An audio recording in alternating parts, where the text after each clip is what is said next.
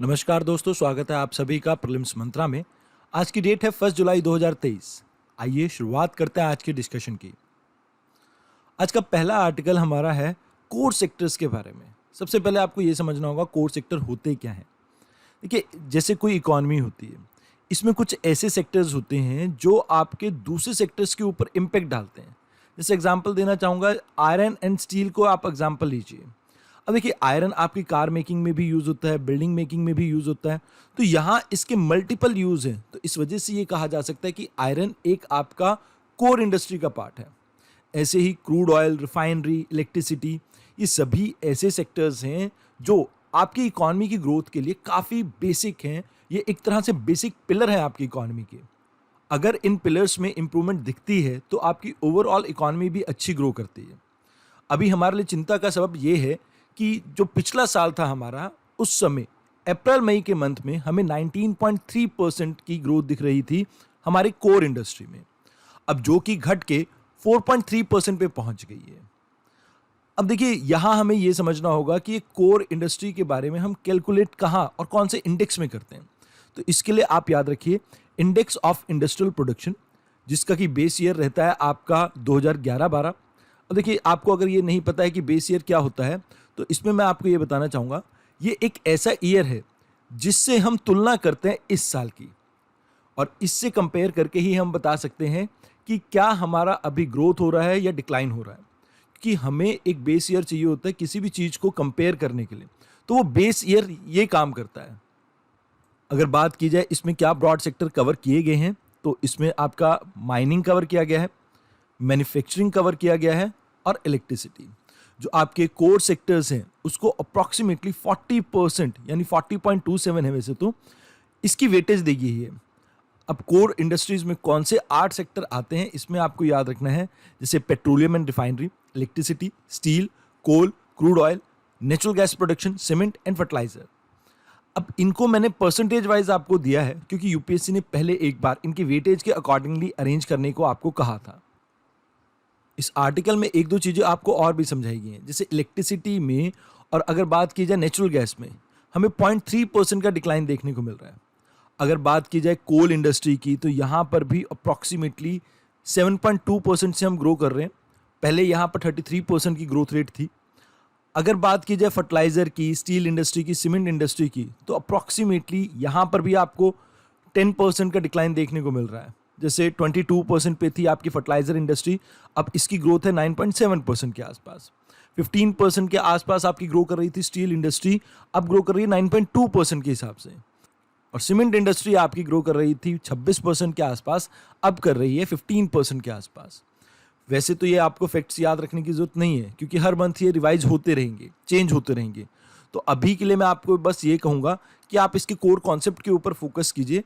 बाकी चीज़ें जब आपका एग्ज़ाम आने वाला होगा उस समय आपको याद करने की ज़रूरत है कि कुछ पूछा जाए कि कहाँ पर इंक्रीज और डिक्रीज देखने को मिल रहा है, तो वो चीज़ आपको एग्ज़ाम के पास याद रखने की ज़रूरत है। आइए अब बात करते हैं अगले आर्टिकल की। इस आर्टिकल में हम बात करेंगे फिस्कल डेफिसिट के बारे में, जो कि 11.8% देखने को मिला है हमारे को सेंट्रल गवर्नमेंट का मई मंथ में। ऐसी इंफॉर्मेशन दी गई है कंट्रोलर जनरल ऑफ अकाउंट्स के द्वारा। अब देखिए, सबसे पहले तो आपको कुछ बेसिक टर्म्स को समझना होगा। डेफिसिट और सरप्लस आई होप आपको पता हो, बट फिर भी मैं आपको बता देता हूँ। जैसे मान लीजिए मेरी इनकम 10 रुपये है और मेरा खर्चा जो है वो 8 रुपये है, तो यहाँ पर मैं 2 रुपये सरप्लस में हूँ। अगर मान लीजिए मेरा खर्चा 12 रुपये हो और आमदनी 10 रुपये, तो यहाँ पर मैं 2 रुपये डेफिसिट में हूँ। तो यहाँ डेफिसिट और सरप्लस दोनों का आपको मतलब समझ में आ गया होगा।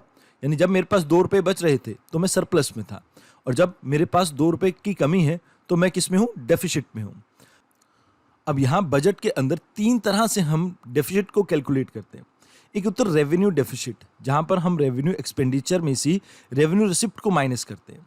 अब रेवेन्यू एक्सपेंडिचर क्या होते हैं? जैसे गवर्नमेंट के डे टू डे खर्चे, जैसे आपकी सैलरी देना या किसी की पेंशन देना, वो डे टू डे जो खर्चे होते हैं गवर्नमेंट के, उन्हें कहा जाता है रेवेन्यू एक्सपेंडिचर। अब रेवेन्यू रिसिप्ट क्या होता है? देखिए, कुछ ऐसे इनकम सोर्सेज जहाँ से ना तो गवर्नमेंट की कोई लाइबिलिटी क्रिएट हो, मतलब ना किसी से उधार लिया हो, ना ऐसा कुछ कि जिससे गवर्नमेंट को किसी को बाद में पैसा चुकाना हो, और ना ही कोई ऐसा मंजर जहां पर आप ये देख रहे हैं कि गवर्नमेंट अपने एसेट्स, जैसे मान लीजिए रेलवे है, रेलवे को बेच के पैसा लेके आ रहा हो, तो इसे कहा जाता है रेवेन्यू रिसिप्ट, यानी कि ज़्यादातर आपकी टैक्स कलेक्शन इसमें आ सकती है। अब ये चीज़ होगी रेवेन्यू रिसिप्ट। अब इसके बाद फिस्कल डेफिसिट होती है एक टर्म। फिस्कल डेफिसिट क्या होता है? जैसे मान लीजिए आप सभी सोर्सेज से आपकी क्या इनकम आई, मान लीजिए गवर्नमेंट ने रेलवे को बेच दिया, प्लस गवर्नमेंट ने टैक्सेस कलेक्ट किए, प्लस और बहुत से सोर्सेज से गवर्नमेंट के पास पैसा आया, किसी से उधार ले लिया, सारी चीज़ों को आप जब ऐड कर देते हैं और उसको जब माइनस किया जाता है, जितने भी हमारे खर्चे, मतलब किसी भी तरह के, चाहे सब्सिडीज के हों, किसी भी तरह के, आप जब इनको कैलकुलेट करते हैं तो यहाँ पर आपको पता लगता है फिस्कल डेफिसिट के बारे में। मतलब फिस्कल डेफिसिट आपका सभी तरह से गवर्नमेंट की जो इनकम आ रही है उसमें जो कमी देखने को मिल रही है एज कंपेयर टू द खर्चे। मतलब जो भी गवर्नमेंट के खर्चे हैं उसमें अगर गवर्नमेंट की इनकम पर्याप्त नहीं है तो इसे कहा जाता है फिस्कल डेफिसिट। अब प्राइमरी डेफिसिट क्या होता है? देखिए, प्राइमरी डेफिसिट आपका फिस्कल डेफिसिट जो था, मतलब जो टोटल गवर्नमेंट का डेफिसिट है उसमें से पुराने जो मैंने उधार लिए हुए थे उसके लिए मैंने कोई इंटरेस्ट पेमेंट की है उसे माइनस कर दूंगा, तो इसे कहा जाएगा प्राइमरी डेफिसिट। एक बार इसे समझाने के लिए मैं आपको एक एग्जांपल देता हूं। मान लीजिए गवर्नमेंट के जो एक्सपेंडिचर है डे टू डे सैलरी के, वो 100 रुपये, चलो। अब यहाँ पर गवर्नमेंट का जो रेवेन्यू रिसिप्ट है, मतलब जो पैसा आ रहा है अलग अलग सोर्सेज से, तो वो आप मान के चलें कि यहाँ पर 70 रुपये था, तो यहाँ पर रेवेन्यू डेफिसिट होगा आपका 30 रुपये। अब मान लीजिए हम सभी जगह से गवर्नमेंट के एक्सपेंडिचर को कैलकुलेट कर रहे हैं और ये 500 रुपये बनता है, और अलग अलग सोर्सेज से गवर्नमेंट का जो इनकम है वो अराउंड 400 रुपये बनता है, तो यहाँ पर आप ये मान के चलें कि गवर्नमेंट का जो डेफिसिट है वो 100 रुपये है।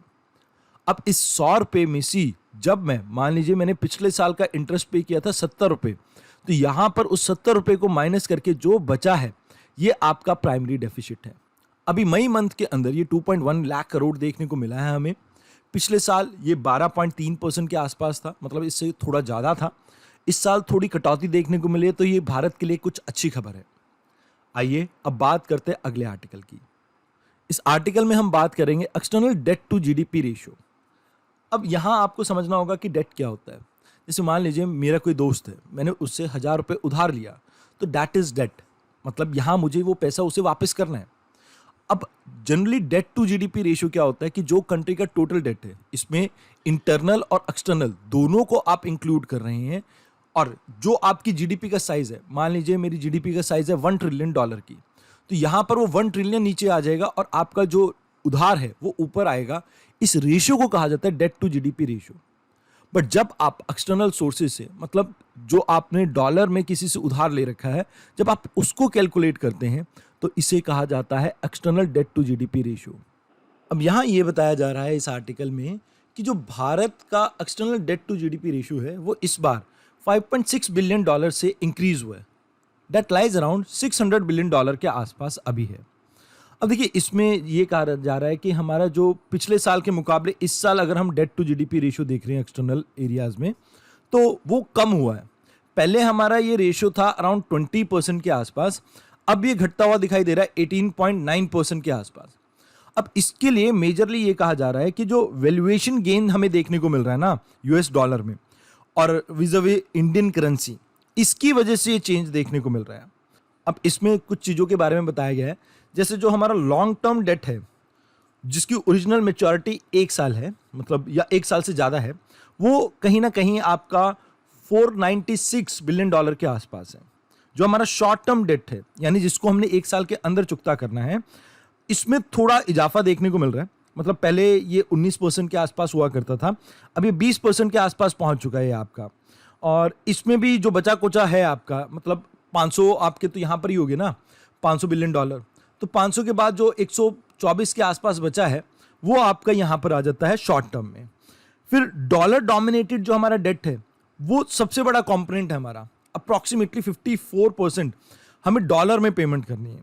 इसके बाद अगर बात की जाए इंडियन रुपी में 29.8% है हमारा, सेकंड हाईएस्ट इसी में है। एसडीआर में हमें 6.1% रिटर्न करना है, येन में 57%, यूरो में 3.2%। तो इस आर्टिकल में आपको इसी के बारे में जानना था। देखिए, 2 टर्म यहाँ पर आप शायद समझ ना पा रहे हो। एक लॉन्ग टर्म डेट और एक short term debt. Long term debt का मतलब होता है जो आपको लंबे समय के बाद लौटाना हो, और इसमें लंबा समय होता है 365 दिन से ज़्यादा, यानी एक साल से ज़्यादा। शॉर्ट टर्म का मतलब इसका रिवर्स है, मतलब आपको 364 दिन के अंदर अंदर ही पैसा लौटाना है। तो यहाँ इस आर्टिकल में आपको इतना ही जानना था। आइए अब बात करते हैं अगले आर्टिकल की। इस आर्टिकल में हम बात करेंगे पाकिस्तान के बारे में, जिसे अभी हाल फिलहाल में $3 बिलियन का बेल आउट दिया है आईएमएफ ने। देखिए, अभी जो इकोनॉमिक हालत है पाकिस्तान की काफ़ी ख़राब चल रही है।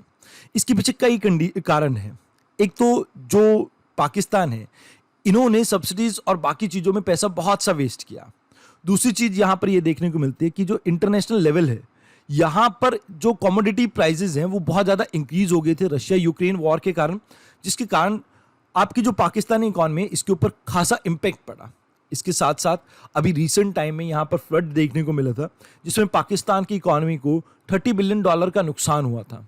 ऑलमोस्ट 1700 से ज़्यादा लोग इसमें मरे थे। ऑल्दो पेंडेमिक के कारण एक्सपोर्ट कम हुए थे और इंपोर्ट वहीं के वहीं थे, तो इसकी वजह से जो फॉरेक्स रिजर्व था वो भी डिक्लाइन हुआ। इसकी वजह से आप ये कह सकते हैं पाकिस्तान में ट्रेड डेफिसिट जनरेट हुआ, और यहाँ से क्रिएट हुई इनकी लिक्विडिटी की कंडीशन, जहाँ पर आप ये कह सकते हैं कि जो पाकिस्तानी इकॉनमी है वो ऑलमोस्ट क्रैश होने की कगार पे पहुंच गई थी। अब इनको बेल आउट करने के लिए आईएमएफ ने अभी एक स्पेशल पैकेज दिया है, तो आईएमएफ के बारे में भी जान लेते हैं। इसे एस्टैब्लिश किया गया था 1944 में अंडर ब्रेटन वुड कॉन्फ्रेंस। अब इस ब्रेटन वुड कॉन्फ्रेंस में एक और ऑर्गेनाइजेशन बनी थी आपकी, दैट इज वर्ल्ड बैंक। अभी हाल फिलहाल में आईएमएफ के 190 देश मेंबर हैं, और इसको काम ये दिया गया कि कैसे ये मॉनेटरी कॉपरेशन को एस्टैब्लिश करेगा ग्लोबली, इसके ऊपर ये फोकस करे। साथ के साथ किस तरह से इकोनॉमीज के अंदर फाइनेंशियल स्टेबिलिटी को प्रमोट कर सके, इसके ऊपर ध्यान दे। कैसे इंटरनेशनल ट्रेड को ये प्रमोट कर सकते हैं, इसके ऊपर भी ये ध्यान दे। और जैसे मैक्रो इकोनॉमिक ग्रोथ के ऊपर फोकस रहेगा इनका, कैसे अलग अलग देशों में, जैसे खासकर डेवलपिंग कंट्रीज में, पॉवर्टी को रिड्यूस कर सके, एम्प्लॉयमेंट को बढ़ा सके, सस्टेनेबल इकोनॉमिक ग्रोथ को प्रमोट कर सके। इन सभी चीज़ों के ऊपर इनका ध्यान रहता है, और ये हेल्प करती है आपकी डेवलपिंग कंट्रीज की एडवाइस देने में। मतलब कोई मान लीजिए इकोनॉमी से रिलेटेड रिफॉर्म के लिए उन्हें एडवाइस चाहिए तो वो दे सकते हैं ये, और इवन उनकी फाइनेंसिंग में भी। तो जैसे अभी पाकिस्तान और श्रीलंका को इन्होंने पैसे दिया है, तो ये चीज़ें आपको याद रखनी है कि ये काम इनका है। यूजुअली इनका इंटरेस्ट रेट बहुत कम रहता है, जैसे 0% से 1% 2% के आसपास। तो यहाँ पर इस आर्टिकल में आपको इतना ही जाना था। आइए अब बात करते हैं अगले आर्टिकल की। इस आर्टिकल में हम बात करेंगे अलीनो के बारे में। देखिए, सबसे पहले कंटेक्स्ट समझते हैं। इंडियन मेट्रोलॉजिकल डिपार्टमेंट ने अभी ये प्रिडिक्ट किया है कि जो जुलाई मंथ है इसमें रेनफॉल आपकी नॉर्मल रहने वाली है। अब देखिए, नॉर्मल का मतलब क्या होता है, इसको समझने से पहले आपको ये समझना होगा कि यहाँ हम ये इसके बारे में बात कर ही क्यों रहे हैं। देखिए, इस साल कहा जा रहा है कि अलीनो डेवलप हुआ है। अलीनो क्या है इसे समझते हैं हम। देखिए, नॉर्मली क्या होता है कि ये जैसे आपका साउथ अमेरिका है और ये आपका ऑस्ट्रेलिया है।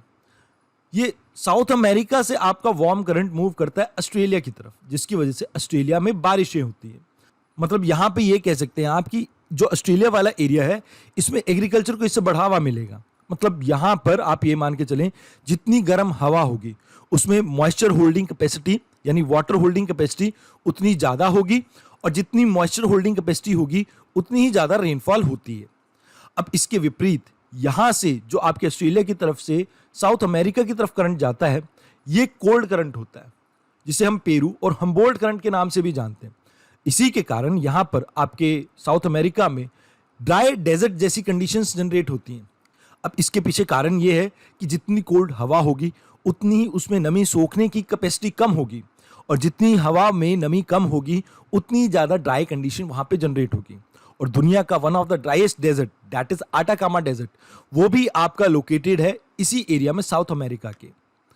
अब अलीनो ईयर्स में क्या होता है, देखिए, ये जो आपका पैसिफिक ओशन है इसका तापमान बढ़ने लगता है, जिसकी वजह से जो आपका वाटर सर्कुलेशन है वो टोटली उल्टा हो जाता है। उल्टा इन द सेंस यहाँ पर वार्म करंट पहुंच जाता है आपका साउथ अमेरिका।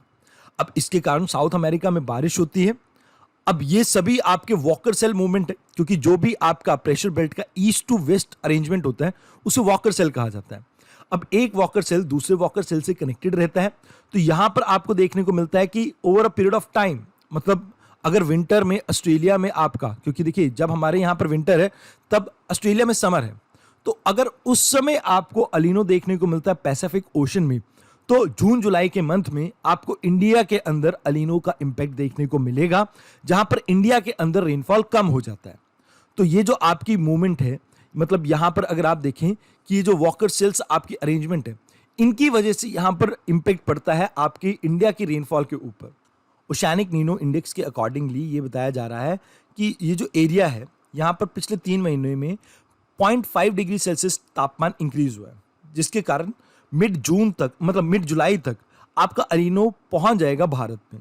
इसके बाद हो सकता है कि भारत के अंदर रेनफॉल कम देखने को मिले। अभी कुछ एरिया में, मतलब जून मंथ में अगर हम बात करें, ओवरऑल जो इंडिया का डेफिशिएंसी रही है बारिशों की, दैट इज अराउंड 8%। तो इसीलिए कहा जा रहा है कि वो नॉर्मल है। लेकिन केरला जैसी स्टेट्स में आपको 60% डेफिशिएंसी देखने को मिली, डेफिसिट देखने को मिला है। देन कर्नाटका में 53%। अगर बात की जाए पंजाब, हरियाणा, इन एरिया में जो नॉर्मल रेनफॉल है उससे ज़्यादा बारिश हुई है, मतलब मोर देन 100% यहाँ पर आपको रेनफॉल देखने को मिली है। तो ये चीज़ें आपको याद रखनी है, हो सकता है आपको एग्जाम में इसके बारे में कुछ पूछ ले। अब बात कर लेते हैं इंडियन मेट्रोलॉजिकल डिपार्टमेंट के बारे में भी। इसे एस्टैब्लिश किया गया था 1875 में। देखिए ये याद रखना, आपको एक स्टेटमेंट आ सकती है, क्या ये एक प्री कॉलोनियल इरा की आपकी कोई ऑर्गेनाइजेशन है? तो यस इट इज।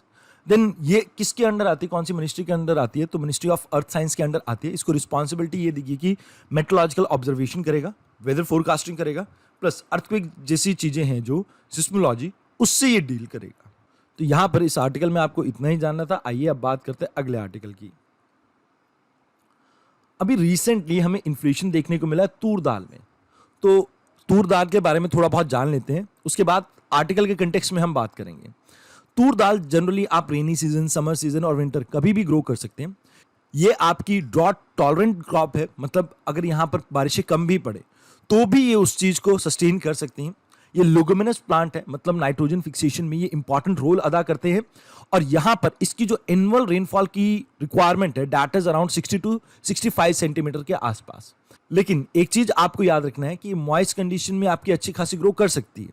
यहाँ इसको जब ये पक जाती है फसल, उस समय ड्राई कंडीशन खासकर रिक्वायर्ड रहती है। अब देखिए आपको ये पता होना चाहिए कि इस साल जो तूर दाल की प्रोडक्शन है वो अराउंड 30 लाख टन के आसपास हुई थी। लास्ट साल यही प्रोडक्शन आपकी 39 लाख टन के आसपास रही थी। और जो हमारी खपत है, यानी कि जो हमारे को रिक्वायरमेंट रहती है, वो 44 से 45 लाख टन के आसपास रहती है। तो हर साल हम इसके लिए इंपोर्ट करते थे, बस फर्क इतना है कि इस साल थोड़ा ज़्यादा हमें इंपोर्ट करना पड़ेगा। इस साल थोड़ा प्रोडक्शन लेवल में कमी आई है, जिसके कारण तूर दाल के जो प्राइसेस हैं अप्रॉक्सीमेटली 25% से ज़्यादा अभी ग्रो कर चुके हैं। मतलब इन्फ्लेशन यहाँ पर काफ़ी हाई देखने को मिला है तूर दाल में। अब यहाँ हम इंपोर्ट कहाँ से करेंगे इसे, इसमें आप म्यांमार का नाम याद रख लेना। ईस्टर्न अफ्रीकन जो नेशंस हैं वहाँ से इसे इंपोर्ट किया जाएगा और ये अगस्त तक आपके आ जाएंगे। इसके बाद आप ये देखेंगे कि भारत के अंदर तूर दाल के जो प्राइसेस हैं वो कम होंगे। मीनवाइल गवर्नमेंट ने क्या किया है कि जो स्टॉक लिमिट्स हैं उसको चेक करना स्टार्ट कर दिया। मतलब स्टॉक लिमिट इंपोज कर दी कि आप इससे ज़्यादा सामान रख नहीं सकते हैं तूर दाल का। मतलब तूर दाल के ऊपर लिमिट लगा दी है कि आप जैसे 50 किलो, 60 किलो, 100 किलो इतना ही स्टोर कर सकते हैं, ज़्यादा स्टोर नहीं कर सकते हैं। अब इसके साथ साथ गवर्नमेंट ने ये भी किया कि गवर्नमेंट के पास एक बफर स्टॉक था 50,000 टन का, गवर्नमेंट ने मीनवाइल उसे भी रिलीज कर दिया सो दैट इन्फ्लेशन को अभी के लिए थोड़ा कम किया जा सके। तो ये कुछ स्टेप्स हैं जो आपको याद रखना है कि गवर्नमेंट ने अभी रिसेंट टाइम में लिए हैं तूरदार इन्फ्लेशन को कंट्रोल करने के लिए। आइए अब बात करते हैं अगले आर्टिकल की। इस आर्टिकल में हम बात करेंगे इंडियन रशियन रिलेशन के बारे में। देखिए आप सभी को पता होगा अभी रिसेंटली यूएसए की विजिट से हम वापस आए हैं, तो यहाँ पर उसके बारे में भी थोड़ा ब्यौरा देना था हमें रशिया को। साथ के साथ रशिया में अभी म्यूटनी हुई थी रेंगुलर कम्युनिटी के द्वारा, तो उसके बारे में भी हमें खोज खबर लेनी थी। और साथ के साथ यहाँ पर जैसे आप ये कह सकते हैं कि आने वाले समय में एससीओ की मीटिंग है, आपकी G20 की मीटिंग है, तो उसके भी कुछ मुद्दे डिस्कस करने थे। इस वजह से भारतीय प्रधानमंत्री ने रिसेंट टाइम में कॉल किया रशियन प्रेसिडेंट पुतिन को। अब यहाँ आपको एक बात जो याद रखनी है, इस कॉल के दौरान हमने बात की है कि कैसे आने वाले समय में डायलॉग और डिप्लोमेसी के थ्रू हम यूक्रेन क्राइसिस को सॉल्व कर सकते हैं। तो इसके ऊपर भी एम्फेसाइज किया है गवर्नमेंट ऑफ इंडिया ने। अब यहाँ आपके लिए 2-3 ऑर्गेनाइजेशन के बारे में जानना थोड़ा इंपॉर्टेंट हो जाता है। आइए एक एक करके इनके बारे में समझते हैं। देखिए सबसे पहले हम जानते हैं शंघाई कोऑपरेशन ऑर्गेनाइजेशन के बारे में। ये 8 मेंबर की एक बॉडी है जिसमें आपका चाइना आ जाता है, इंडिया आ जाता है, Kazakhstan, Kyrgyzstan, Pakistan, Russia, Uzbekistan and Tajikistan, ये सभी कंट्रीज इसमें आ जाती हैं। आने वाले समय में ये 9 कंट्रियों का समूह होने वाला है, क्योंकि ईरान, आज ही के आर्टिकल में एक में गिवन है कि ईरान भी इसे इस साल ज्वाइन कर लेगा। पहले ईरान को ऑब्जर्वर स्टेटस मिला हुआ था, बट अब ईरान फुल फ्लेज मेंबर बनने वाला है इसका। देखिए, अगर बात की जाए शंघाई कोऑपरेशन ऑर्गेनाइजेशन की, तो ये आपकी एक परमानेंट इंटर गवर्नमेंटल ऑर्गेनाइजेशन है जिसका असर देखने को मिलता है आपको यूरेशियन पॉलिटिक्स के ऊपर। मतलब यहां पर इनकी जो मंशा है वो यूरेशियन एरिया में पॉलिटिकल, इकोनॉमिक और मिलिट्री ऑर्गेनाइजेशन एस्टैब्लिश करने की है, जो कि इस एरिया में पीस, सिक्योरिटी और स्टेबिलिटी को प्रमोट करे। अब यहां आपको याद रखना है कि इस ऑर्गेनाइजेशन का गठन 2001 में हुआ था, बट ऐसा नहीं है कि ये जो आपकी ऑर्गेनाइजेशन है इसी समय बनी थी। इससे पहले इसका नाम हुआ करता था शंघाई 5 के नाम से। अब शंघाई 5 जो थी 1996 में बनी थी आपकी, बट लेटर ऑन 2001 में उज्बेकिस्तान एंट्री मारता है और इसका नाम एससीओ रख दिया जाता है। उसके बाद ये 8 मेंबर की बॉडी बनती है, जिसमें जो 2 मेंबर है पाकिस्तान और इंडिया 2017 में इसमें ऐड हुए थे, और आने वाले समय में ईरान और बेलारूस भी इसके मेंबर बनेंगे। अब इसका ऑब्जेक्टिव ये है कि आपस में कैसे हम स्ट्रेंथन कर सके ट्रस्ट को, नेबरहुड को कैसे हम स्ट्रांग कर सके, इसके ऊपर हमारा फोकस है। कैसे हम पॉलिटिकल, ट्रेड और इकोनॉमिक फ्रंट पे एक दूसरे के साथ इफेक्टिवली कोऑपरेट कर सके, इसके ऊपर हमारा फोकस रहेगा। एजुकेशन, एनर्जी, ट्रांसपोर्टेशन, टूरिज्म, इन्हीं सब सेगमेंट पे हमारा यहाँ पे फोकस रहता है। तो यहाँ आपको एससीओ के बारे में इतना ही जानना था। Now let us talk about BRICS. देखिए, वैसे तो आपको पता होगा ब्रिक्स होते क्या हैं, बट यहां आप समझिए कि एक ब्रिटिश इकोनॉमिस्ट थे जिम ओनेल। इन्होंने ये टर्म जो है, ये एक्रोनिम पहली बार दिया था 2001 पे। अब यहां बेसिकली आप ये कह सकते हैं कि इसकी फुल फॉर्म है Brazil, Russia, India, China and south America. ये सभी आपकी इमर्जिंग इकोनॉमी है जो उस समय बहुत अच्छे लेवल पे डेवलप हो रही थी। अगर बात की जाए यहाँ पे आपको एक चीज़ याद रखनी है कि 2006 में इन्होंने अपनी फॉर्मल मीटिंग स्टार्ट की थी और साउथ अफ्रीका ने इसको ज्वाइन किया था 2010 में। अगर बात की जाए ब्रिक्स की, तो यहाँ पर रोटेशनल बेसिस पे चेयरमैनशिप आपके सभी कंट्रीज के बीच में डिवाइडेड रहती है। इंडिया ने 2021 में इसे चेयर किया था। इससे एक आपका बैंक निकल के आता है, that is new development bank. ये जो न्यू डेवलपमेंट बैंक है, इसका हेडक्वार्टर शंघाई चाइना में है और इसे डेवलप किया गया था 2014 में during the 6th BRICS summit, जो कि ब्राजील में थी उस साल।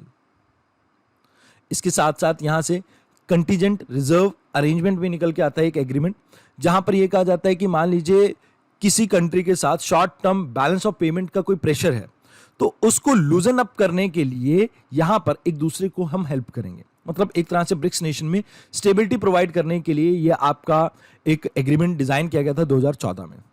अभी हाल फिलहाल में इनका फोकस ये है कि कैसे ये स्विफ्ट पेमेंट सिस्टम, जो कि वेस्टर्न कंट्री डोमिनेटेड है, उसका एक अल्टरनेटिव कैसे क्रिएट कर सके, इनका फोकस उसके ऊपर भी है अभी हाल फिलहाल में। तो आने वाले समय में हो सकता है कि स्विफ्ट का आपको कोई अल्टरनेटिव यहां पर देखने को मिल जाए, क्योंकि रशिया के ऊपर जिस तरह से यूक्रेन वॉर के बाद से सैंक्शन लगे हैं, उसके बाद से काफ़ी इंपॉर्टेंट हो गया है। तो इस आर्टिकल में आपको इन 2 ऑर्गेनाइजेशन के बारे में जानना था। G20 के बारे में भी यहाँ पर कहा गया है, बट आपसे मैं ये कहूँगा कि आप मुझे ये बताइए कि आप G20 के बारे में क्या कुछ जानते हैं। आइए अब आगे चलते हैं अगले आर्टिकल पे। अभी रिसेंटली इंडिया ने कहा कि भाई जो यूनाइटेड नेशन सिक्योरिटी काउंसिल है, इसके अंदर रिफॉर्म आने चाहिए थे, बट यहां पर एक और अपॉर्चुनिटी हमारी वेस्ट हो चुकी है। मतलब एक और सेशन कंक्लूड हो चुका है यूनाइटेड नेशन जनरल असेंबली का, तो इस वजह से हमने ये चीज कहा है। अब थोड़ा यूनाइटेड नेशन सिक्योरिटी काउंसिल के बारे में प्री पर्सपेक्टिव से जान लेते हैं। ये वैसे तो आपकी 15 मेंबर बॉडी, जिसमें 5 आपके परमानेंट मेंबर हैं और 10 आपके नॉन परमानेंट मेंबर हैं।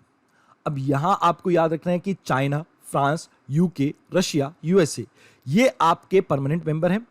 देखिए, यूनाइटेड नेशन सिक्योरिटी काउंसिल को one of the following reasons की वजह से अक्सर क्रिटिसाइज किया जाता है। एक तो इसकी वीटो पावर की वजह से, कहते हैं जी वीटो पावर जिनके पास है, सबसे ज्यादा दुनिया में परेशान यही देश करते हैं। एग्जाम्पल लीजिए, यूएसए ने क्या इराक पे हमला किया था? बिल्कुल किया था। क्या यूएसए ने अफगानिस्तान पे हमला किया था? बिल्कुल किया था। अब कोई डिसाइसिव कदम वहां पर उठाए? नहीं उठाए। अब सेम टाइम पे अगर हम बात करते हैं रशिया की, तो रशिया के साथ भी तो यही देखने को मिलता है। क्रीमिया वाला एरिया उन्होंने एनेक्स किया, फिर अभी यूक्रेन के साथ वॉर छेड़ रखी है। सेम चाइना के साथ देख लीजिए, चाइना ने साउथ चाइना सी में किस तरह से घमासान मचा रखा है। तो यहां आपको समझना होगा कि जो वीटो पावर है वो itself is a major concern for many countries.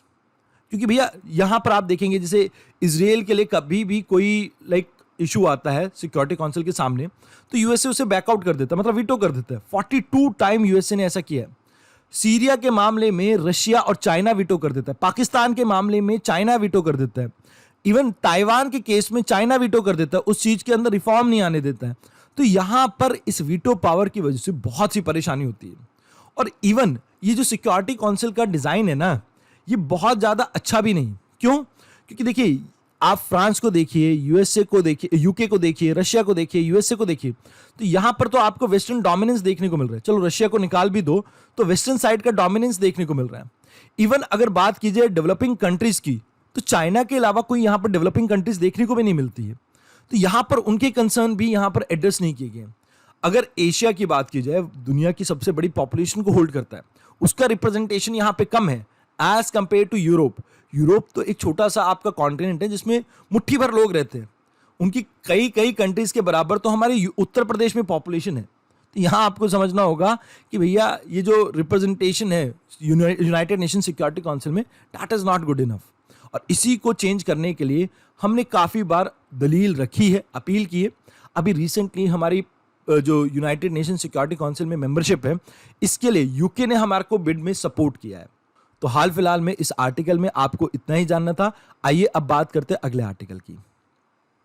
अभी recently computer emergency respond team यानी CERN-19, इन्होंने कहा है कि भाई एनीडेस्क और टीम व्यूअर को हम गवर्नमेंट जो डिपार्टमेंट्स हैं उनमें यूज नहीं करेंगे। मतलब इससे प्रॉब्लम ये हो रही है कि इससे हैकिंग के चांसेस इंक्रीज हो जाते हैं।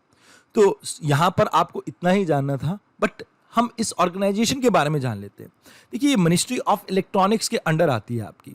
अगर बात की जाए, इसको काम ये दिया गया कि इंडिया की जो साइबर स्पेस है इसको कैसे सिक्योर किया जा सके, इसके ऊपर फोकस करती है। ये आपकी नोडल एजेंसी है जो भारत के अंदर साइबर सिक्योरिटी के थ्रेट्स जैसे हैकिंग, फिशिंग, इन सब से डील करती है। ये सभी तरह की जो साइबर अटैक्स होते हैं उनके बारे में इंफॉर्मेशन कलेक्ट करती है, उन्हें एनालाइज करती है और टाइम टू टाइम इंफॉर्मेशन देती है अलग अलग ऑफिशियल को। जैसे अभी यहां पर ये दिए, ऐसी पब्लिक वार्निंग जारी करती है कि किसके कारण साइबर अटैक आपके इंसिडेंट्स बढ़ रहे हैं, ताकि लोग आने वाले समय में होशियार रहें। तो यहां पर इस ऑर्गेनाइजेशन के बारे में आपको इतना ही जानना था। अगर आपको हमारे हैंड रिटन नोट्स को डाउनलोड करना हो तो आप हमारे टेलीग्राम चैनल को ज्वाइन कर सकते हैं, दैट इज यूपीएससी मंच, इस क्यूआर कोड को स्कैन करके। आज की वीडियो में इतना ही, धन्यवाद।